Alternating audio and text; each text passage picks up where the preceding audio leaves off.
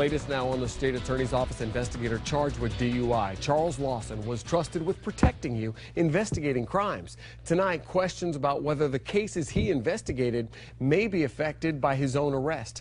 Detectives have named him as a suspect in the hit-and-run death of a father on Christmas Eve. The victim's family wants to make sure their case is treated fairly, given Lawson's strong connection to the prosecutor's office. 4 in Your Corner's Warren Wright working to get their concerns addressed tonight. Warren? Well, Patrick, while a state investigator is considered the main suspect in the hit and run, the state attorney's office and the Florida Highway Patrol say they are doing everything in their power to make sure there is no conflict of interest. This Chevy Impala under the blue tarp sits in the evidence yard at the Florida Highway Patrol. It was driven by this man, Charles Lawson, an investigator for the state attorney's office.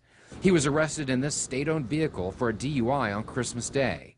Investigators say the car shows signs of damage similar to a car that would have been involved in a pedestrian collision. From our understanding, the man was part of the system, so that makes the investigation even that much more difficult. Johnny Griffin is the girlfriend of victim Michael Sason. She says she's worried that Lawson's connections may complicate the investigation. First and foremost, we're not handling any part of the investigation. A representative for the state attorney's office claims it's removing all ties to the case to avoid a conflict of interest. This letter to the governor's office confirms a state attorney from another district will be assigned to the case. But what about other investigations Lawson has worked on? Does his arrest jeopardize those cases?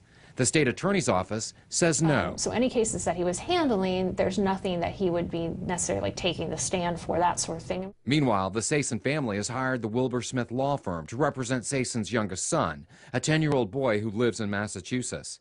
Michael Sason's oldest son passed away this March, and Sason moved down to Fort Myers to help his father, who was diagnosed with lung cancer. Missing his boys on Christmas morning, Michael Sason decided to take an early morning walk along McGregor Boulevard when he was struck and killed. Right now, FHP is processing the evidence at their laboratory. These things take time, and but make no mistake about it, we're out there investigating every day so that we can come to a conclusion as far as what happened.